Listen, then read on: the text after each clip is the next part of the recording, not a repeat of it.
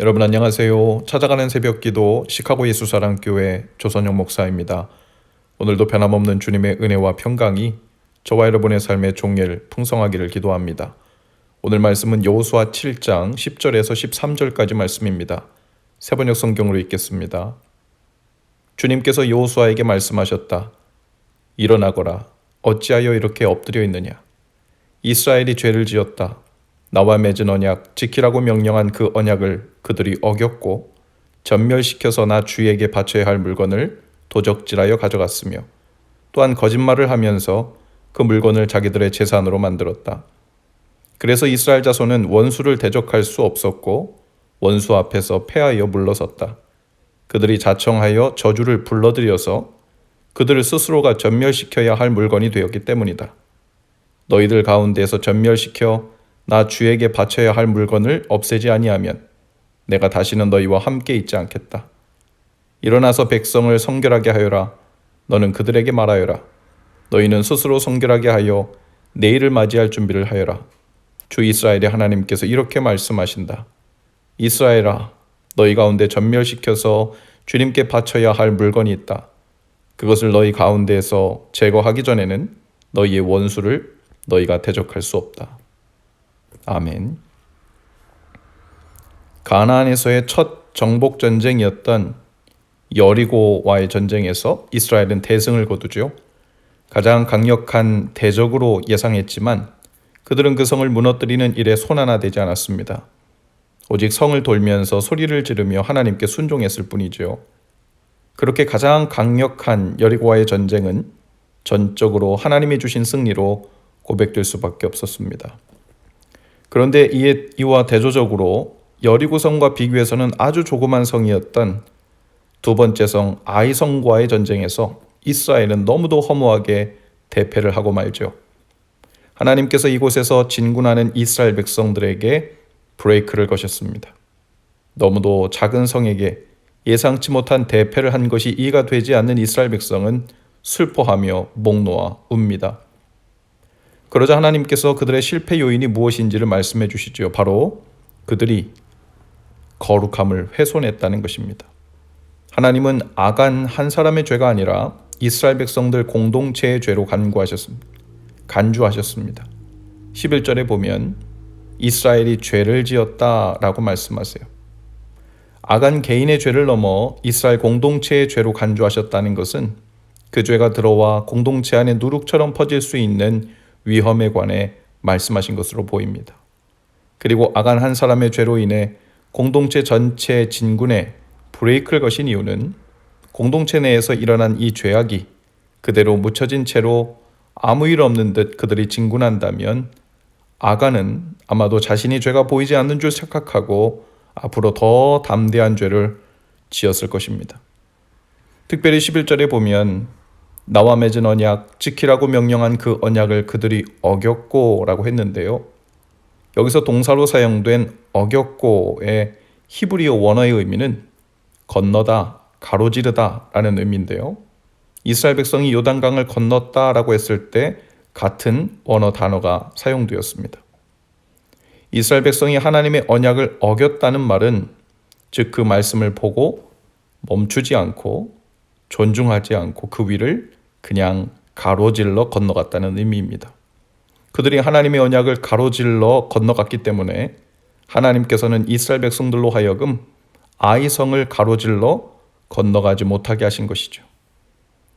12절에 보면 그래서 이스라엘 자손은 원수를 대적할 수 없었고 원수 앞에서 패하여 물러섰다라고 했습니다.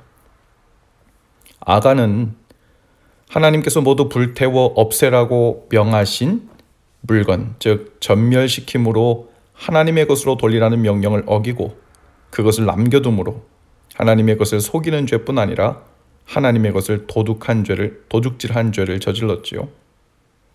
아간의 자신의 장막 밑에 숨겨둔 이 물건 하나가 200만 이스라엘 전체 진군에 브레이크를 걸었을 뿐 아니라 하나님 앞에서 이렇게 커다란 장애이자 거룩함을 훼손할 것이라고 생각지 못했을지도 모릅니다. 하나님께서는 때로 가장 중요한 순간에 하나님의 언약에 대한 중요성을 이렇게 보이십니다. 아담과 하와가 선악과를 따먹음으로 거룩함을 훼손한 예가 있죠.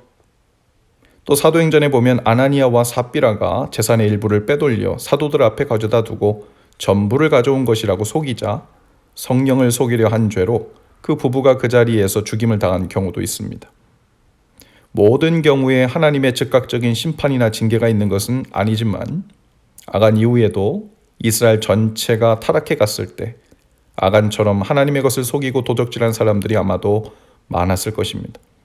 그러나 그때마다 이와 같이 하나님께서 명하신 것은 아니었습니다. 그러나 아간의 경우와 같이 이스라엘 백성이 가나안 땅에 들어선 후에 처음으로 공동체의 거룩함이 훼손된 경우였기 때문에 그 본을 보이시고 거룩함에 대한 경각심을 일깨우셨던 것으로 보입니다. 이제 13절에 하나님은 여호수아를 통해 이렇게 말씀하세요. 이스라엘아, 너희 가운데 전멸시켜서 주님께 바쳐야 할 물건이 있다. 그것을 너희 가운데서 제거하기 전에는 너희의 원수를 너희가 대적할 수 없다. 오늘 우리 또한 하나님의 말씀을 듣고도 성령님을 통해 순종하라는 마음 주심을 알고도 그대로 가로질러 지나간 것은 없는지, 그대로 건너가 버린 것은 없는지 살피실 수 있기를 바라요. 하나님께서는 아이성과 같은 아주 작은 일이라고 할지라도 하나님 앞에서의 그 거룩함, 그 분별됨을 건너뛰고서는 그 어떤 것도 우리의 뜻대로 될 수 없음을 알라고 우리 삶에 여러 종류의 브레이크를 걸어주시죠.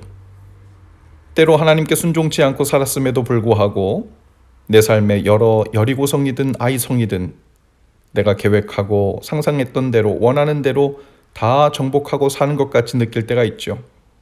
그것은 오히려 하나님께서 주신 경고들을 수도 없이 무시하고 산 탓에 그러한 경고성 브레이크도 감지하지 못할 만큼 무뎌진 마음, 무뎌진 상황일 가능성이 더 크니 오히려 더 안타까운 상황일 것입니다. 주님께서 우리를 가나안 땅으로 보내 살게 하신 이유는 먹고 마시는 것에 부족함 없이 풍성하게 살게 하시려는 것이 주 목적이 아닙니다. 하나님을 경외하며 거룩하게 살게 하시려는 것이 목적이시죠. 그러니 오늘 우리가 하나님의 자녀로 산다는 증거도 내가 원하는 인생의 여리고성을 다 정복했는가?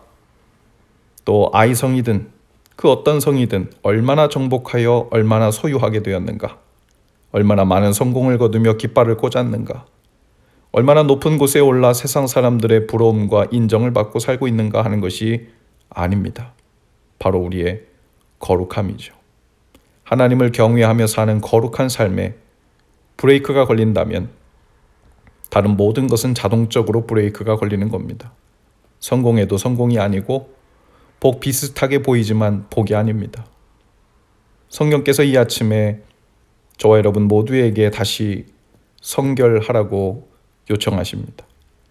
그것은 무시하고 가로질러 건너가 버린 하나님의 말씀과 마음을 기억하여 다시 존중하고 행함으로 나아가라는 초대인 줄로 믿습니다.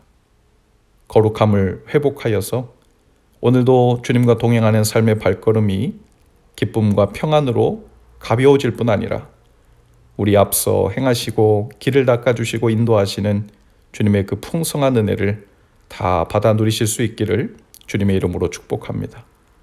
기도합시다.